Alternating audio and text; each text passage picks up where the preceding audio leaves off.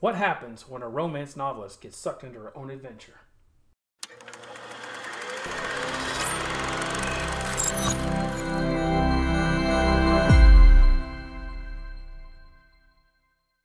Welcome to Retro Film Review, where we like to take a look back at movies that shaped our generation. Today we're looking at 1984's Romancing the Stone, which stars Michael Douglas and Kathleen Turner. I'm Thor. And I'm Ed. But first, like and subscribe to Retro Film Review so that you never miss a video from us. Alright, so Romancing the Stone is, Kathleen Turner is a romance novelist who kind of has a boring life. She gets a treasure map from her sister, whose husband had just passed away, and the sister needs her to bring that map to her. She gets down there and is thrown into this adventure where she's being chased by government drug lords. She's being chased by the government mafia, and she has one friend who is Jack Colton, who she meets on the trail, and they go to try to find this treasure. Jack T. Colton. Jack T. Like James T. Kirk. Yeah, what does the T stand for? Is it Tiberius? Trustworthy. I think if anybody tells you my middle name is Trustworthy, that's who you don't trust. It's like Austin Powers. Yeah, Danger really. is my middle name. Yeah, really. Anyways. So, this movie was made on a really modest budget of $10 million. And the director was Robert Zemeckis. Did I say that right? Zemeckis. I apologize. Which you may know he actually directed Back to the Future the following year. Yep, he's did Forrest Gump. Oh yes. Yeah, Contact. Did a lot of great movies. Not a lot recently, but hey, they hit their stride. They hit their prime. Right. But this movie, which I don't understand, when you talk about the treasure map, did her sister send it to her, or did her brother-in-law send it? Well, I think before he was murdered. Eduardo. Okay. Which is her sister's husband. Yeah, because I was thinking whenever he was murdered that he had probably told them, yeah, I sent the letter, the map, to Joan. Yeah. So, Joan Wilder. That's what I was thinking. Because why would Zolo show up to the apartment? It had to have been, unless they were just trying to... He's just covering all leads. Because that would be in a very thin lead. So, the main antagonist shows up in New York City, where Joan is from, trying to find her, and basically ransacks her apartment, takes out the super... Just missed her. Yeah. She leaves the apartment. Well, can we talk about how the story starts, or the movie starts? Yeah, that's incredibly important. So, yeah, the movie starts off as she's finishing her novel, but what is fantastic is how they reenact her story. Yeah. And so it is this, Western damsel who is being, accosted by the Western, I don't know, bad man or whatnot. Bad man. Very bad man. And he stole my Bible. Stole my Bible. Killed my parents, killed my dad, raped my mother, and stole my Bible. Dun, dun, dun, dun, dun. Yeah, it's just a unique opening to this story that even though that's not part of it, but it kind of gives you an idea of the type of humor you're going to be expecting throughout this movie. Because this movie is funny. Well, it's got a lot of funny moments, but being an author myself, I thought it was funny how she was bawling when she was like, the end. It's like, why? That's not even a sad ending. Or I guess she said she would never see him again or something like that, but she was bawling. And, of course, she has a cat, which, she wasn't originally supposed to have a cat in the script. Yeah. And somebody said, we need to change this a little bit, because she was supposed to be living alone. And so they ended up putting a cat there. Maybe that's why they gave Ripley a cat in Alien. That could be. We talked about that last reviews. Like, why was there a cat on the space station? Catch space rats? But anyway, I go back. One funny trivia that I didn't even tell you. This is just so minute. Whenever she leaves her apartment, as Zolo is about to come in, She walks on the street corner, and these guys are With the monkey? monkey. We actually have that monkey at the house. It was my wife's from the 80s. I saw that. I'm like, I need to bring that for the review. I'm like, nah, better not. Little squeaker monkey. Anyway. Well, the guy asked her if you want to use it for your husband. I guess everybody knew she was single. Right. But yeah, so she gets that map that comes there, and Zolo ransacks her place. How eager would you be to go to Colombia?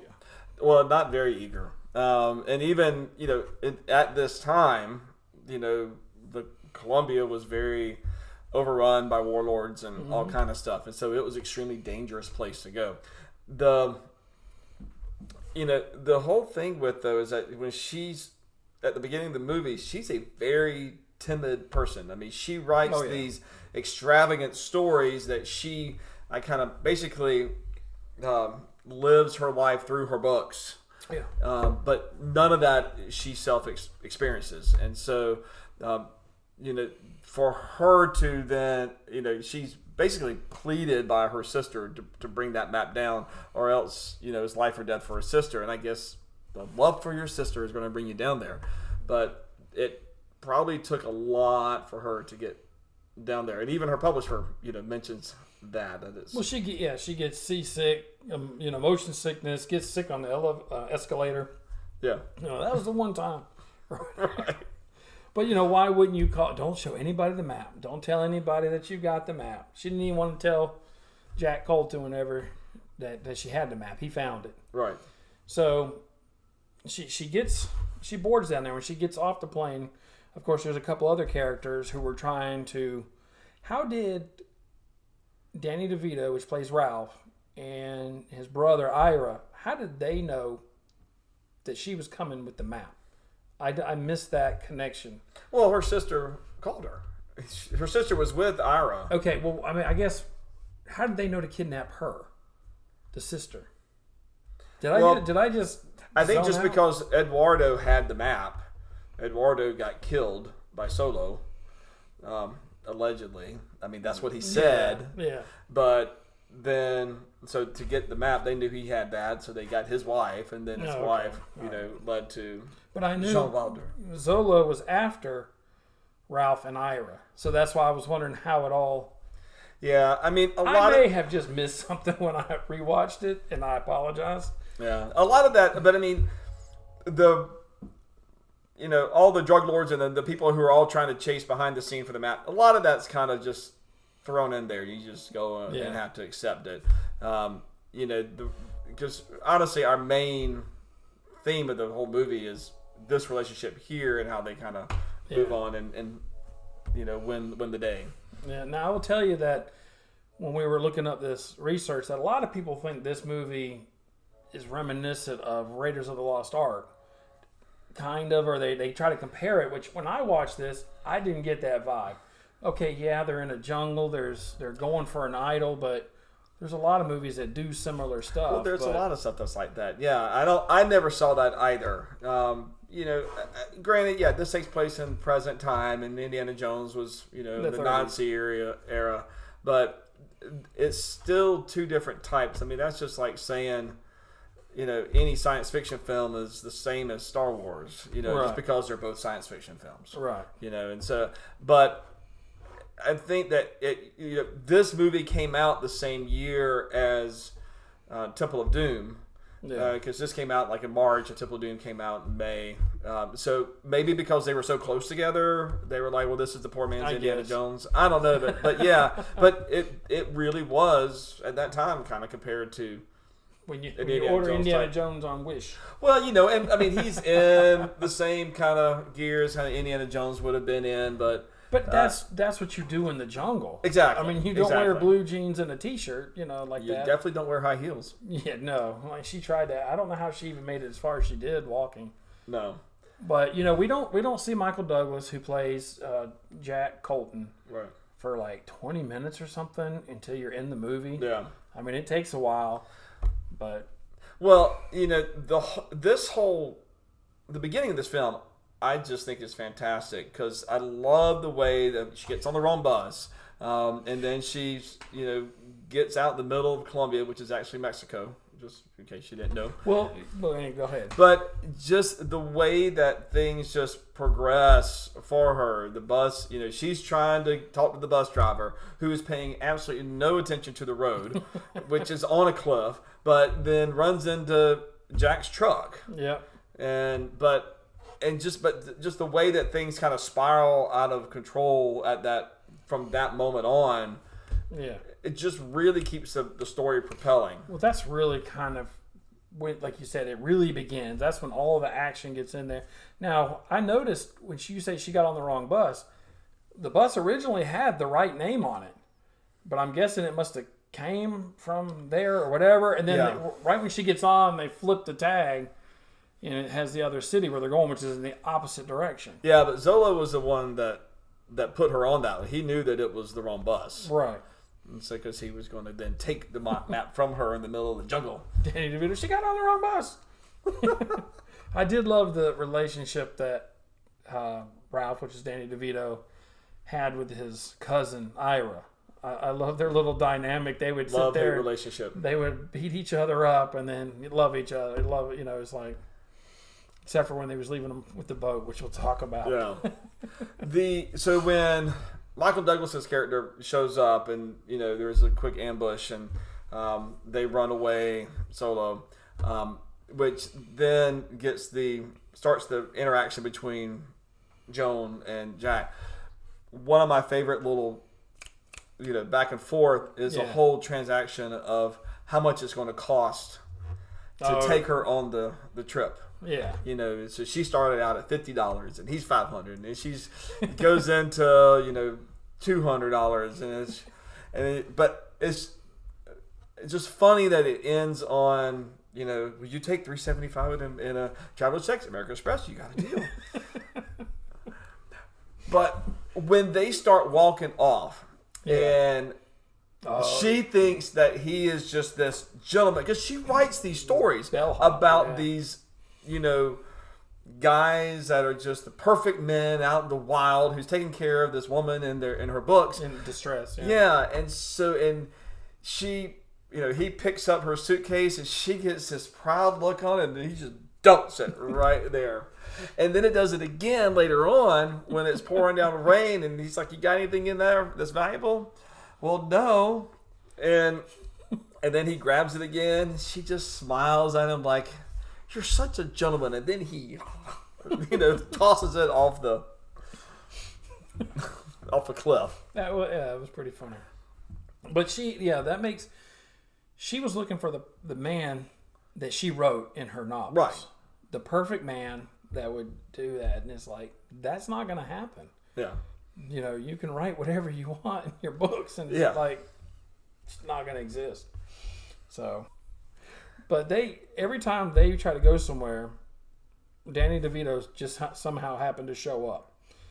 Either Danny DeVito's there, hot on the trail. Either Danny DeVito, he's on the phone with Ira. "I've lost him. I don't know what to tell you." And the guy's like, "You're an idiot." He's like, "Hold on, you're lucky. They're right beside me." They just showed up. And so I'm surprised he didn't say anything whenever she came to the payphone to use it. He just walked off. Yeah. But what did you think of whenever they went into that one town and they start walking and all these guys with guns and knives start coming out? And she's trying to talk to him. Jack's getting ready to fight him. Yeah. And she's like, "Excuse me, we're looking for a car." And Michael Douglas. I think that if you would have been if this had have been a regular movie, their heads would have been on the chopping block. Yeah.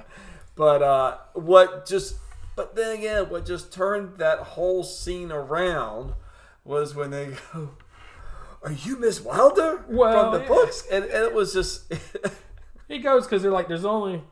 Why did they send him up there? They wanted the car, and they're like, "There's only one car." They wanted the phone to be able to call, or was it the car? Okay, because they said no, there's only one car, and Juan's got it. Yeah. So they go up to the door, and the guy points the gun out. It's like, "You can leave now." Hit the road. Yeah, hit the road. And he's like, so Jack goes, "All right, Joan Wilder, come on. Right side of this. Yeah. And the guy, "Joan Wilder? You Joan Wilder? Yeah, Joan Wilder? Do you Joan Wilder?" I love your books. I love it. Come in. And then what I thought was funny about that is all the little bandito guys. He goes, this is John Wilder, the books I read to you on Saturday morning. And they're like, oh, yeah. To get to you. He's got his own little book club. Yeah. So he comes in there and, of course, he's just focused. One thing, he never asked her to autograph any of the books. He's like, look, I got this one. I'm waiting on this one to show up. Yeah. And so they're like, you have a phone? Oh, no, there's no phone. I don't like them. And so like, we need a car. And when I put this on social media, everybody kept hitting basically the same thing. Little Mule. Yeah. Pepe. They said I had a car. They so jokers. They talking about my little mule. Yeah, whenever I first watched it, I heard Little Mule. I'm thinking, a donkey, a mule. You know? I'm like, nope. You know what kind of car that was? Or truck? Bronco? Yeah, it was an 82 Ford Bronco XLT. Yeah. XLT. So. Yeah, no, that was great. But, his palace, or whatever you would call it, it's just funny because you go to the outside of it where it's just desolate streets and dirt and everything. You go inside, and it's just very nice and up to date. But back to your point earlier about this being a comedy, or there's not a comedy, but there's a lot of comedic stuff in it. Right. He starts fleeing from Zolo's guys, and he goes down. There's a pig, and he jams on the brake, turns around, and starts heading back up the hill. And they're like, "What are you going?" He's like, "I can't run over my favorite pig." Right. So I'm going to go face the guys with machine guns. And he's giving them the tour of the town as he's going through. This is where my mom was born, and this. And then they're going through this field trying to escape, and then they cross over in front of the guys. What was wrong with that field? I wanted to show you this one too. It's like nice tour guide. Right. Exactly. But those, like I said, those little touches like that, which you didn't necessarily need to have that in the movie, but I think it adds so much. Yeah. And I think that's what makes it, the script, elevate. Yeah. Above what a normal.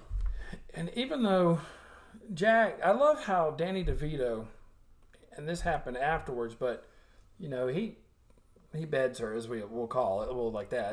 They sleep together, and he was going to steal the map. Yeah. And because they had found the Devil's Fork, and he tried to act like they didn't, like, oh, let's just go back. And of course she says, why didn't you try to take the map from me? And he's like, what? And so she's like, I saw the tree. Yeah. This and that. And of course they about to start making love, and he takes the thing because he was stealing it. Yeah, he was. From underneath the mattress and puts it in her purse. And so, so then Danny DeVito says, I'm just going to steal it. I'm not trying to romance it. But then let's talk about, because it was a polished stone. It was already. Oh yeah. It wasn't a rough cut stone. It was massive emerald. But how they found, or where they found it, inside the thing. Yeah, it's like a little cave and. In the cave, and it looked that looked pretty cheesy.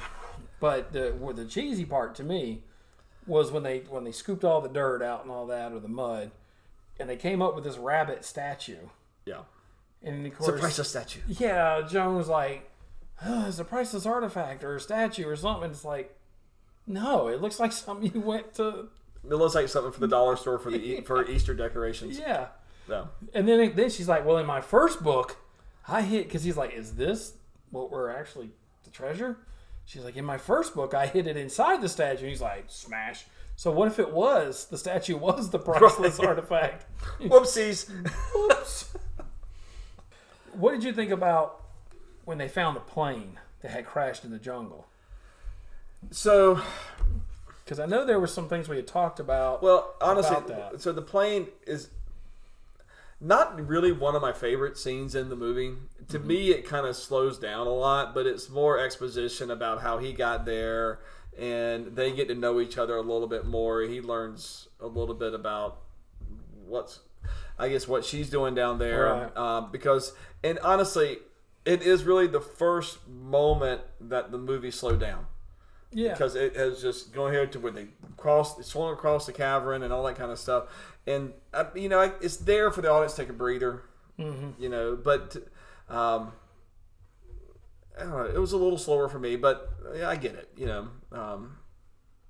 But he had I wrote it down, it's a little trivia thing, the Rolling Stones magazine that Jack takes out, it's from September 9th, 1982. Elvis Costello's on there. But the funny part is he opens it up and he says, "Oh man, the Disney brothers are broken the up." Disney brothers broke up. Which had happened well before that. Yeah. And he's like, when did that happen? And it's like, and so she goes, how long have you been down here? Well, we find out later he's only been down there like a year or two. Yeah. A year or two. It's like, that's crazy. Yeah. So after we left the plane, that's when we go to the city, which we've kind of talked about. But then the final scenes where everybody kind of meets up at the end is on what? Is it a castle that's down there? It was a fort. Or maybe a fort's probably more. It looked like a castle. Yeah, but it's, same thing like forts we got down here. But everything kind of culminated right there. You had all the different parties kind of came in. What were your thoughts on all that?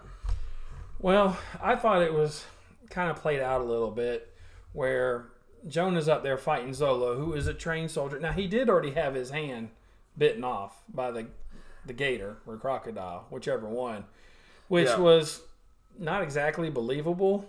I mean, okay, the gator took it off, but then all he does is like take off his scarf or something and wrap it around there, then he's good to go. I'm like, you need a tourniquet, bud. But anyway. That's why he's not fighting so well. Yeah, so he's bleeding out and losing blood pressure. And well, and didn't the first time whenever he cut her hand over the gator's thing, it's like, they can taste that blood and they're going to want you. So as she's fighting over the gator thing, he's bleeding into there. Yeah. But so she finds the strength, as you said at the very beginning, how she was kind of meek and mild and just kind of not homely, but just stuck to herself, not outgoing. Well, now she finds the strength, character development arc all the way over, finds the strength. She defeats the bad guy. Finally, at that point, Jack Colton finally scales the thing after all the action's over. So that's why I was like, it's kind of played out. It's like he shows up. Yeah, well, he was trying to get the gator because the gator got the stone. Right. Well, and he does make he's kind of given the choice at the end of whether or not he's going to try to save his proposed girlfriend or the stone, and so he his character arc, as so to say, as somebody who was probably going from very distrusting and very self-centered to the self-sacrifice and trying to go and help his girlfriend and to not die, but the guy didn't have any bullets in it. But after he got her taken care of, he's like, I'm off to get that stone. Yep. So then he shows up at the end where she writes her next book very quickly after this happens, and I wonder how she got the idea. Yeah, really, I'm inspired. So he shows up in the boat because that's the sailboat he always wanted, which we never talked about. That was his dream, to have a sailboat. Right. So the name of the sailboat is Angelina, which actually refers back to the very first part of the movie where the damsel in distress or whatever in the Western movie was her book was her name was Angelina. So, and the part I liked was when he came out with the alligator boots on. Yeah, exactly. Yeah. Oh, he had indigestion. He choked on a rock. Yeah. So now I kind of want alligator boots, but Yeah. But it was a good movie in the fact that I liked that it kind of tied everything up. Yeah. It was tied up in a nice bow, but that's what we want in movies. We want to go and enjoy and feel good for everybody. But it was very, the bad guys got their due and the good guys, came out in the end. Oh, yeah. So, and as far as the production of the movie, we talk about the $10 million budget. Yeah. It takes place mainly in the jungle. Yeah. But I think they use I think the use of locations is done extremely well. Oh yeah. The jungle scenes, in fact, are just where they're fighting in there, or they had the mudslide, which is kind of iconic when they slide in, and they both fall in at each other. Even though if you look at how they landed in it, is somebody had to get up and switch around to be able to kind of But anyways, but that's kind of an iconic scene. Oh yeah. It's just, but I think that as far as the locations, it's kind of, and especially, I really like where they went to go search for the actual stone, where you see them crawling through the waterfall. Oh yeah. It was just a beautiful looking film. Yeah, definitely. 100%. I agree. Do you have anything else before we go into our time warp rating? No, I think I'm good. All right, I'll start this time. Okay. So, again, the time warp rating is based on, can you take the script, never been seen, and make it today? I think you absolutely can make this one. Because even with modern technology, with cell phones and everything like that, you get in the jungles of Colombia, there's zero cell service. I can see this entire thing happening. You know, maybe a little modification here or there, but taking this exact script, I think you could do it. I'm going to give it an 8, honestly. Okay, I think I agree with you on that. You can definitely. I mean, there are people out there still that are who live in the jungle, the adventurers and things like that. I mean, we see them on TV and such. And I think you could have another old-fashioned type adventure like this. So I think I'll agree with you with an 8. I think that's spot on. Cool. I think, yeah, I agree. That's it. Good. We're good. That was quick and easy. Yeah. But this movie is coming up in about 2 years for its 40th anniversary, which is hard to believe that's been out that long. I know, but. I honestly, we talk about reboots and remakes and all that kind of stuff. Yeah. I actually wouldn't mind seeing this kind of redone in just kind of today's world. I think there's a lot of adventure films that are kind of out there, but nothing's really kind of been done like this. And I think that you could feasibly make something like this and even kind of improve upon it. No, I think you could improve upon it, or make it a whole switch like they did with Jumanji, where it was in the town, but then the next one they remade was in the jungle. Right. Which I know this Romance in the Stone is in the jungle, but you know what I'm saying. It's like take almost the same premise and kind of switch it. But the problem nowadays with being in the jungle, you know who they're going to get to play? The Rock. Oh, I thought you were going to say Kevin Hart again. No. Close. Well, they're tied like this. So Dwayne Johnson. If there's a jungle, Dwayne Johnson is going to be in it. Yeah. All right. And on that note, we're going to head on out. Give us your comments. What did you think about Romance of the Stone? Have you seen it? Have you seen the sequel? What are your thoughts? And we'll see you next time on Retro Film Review. Bye.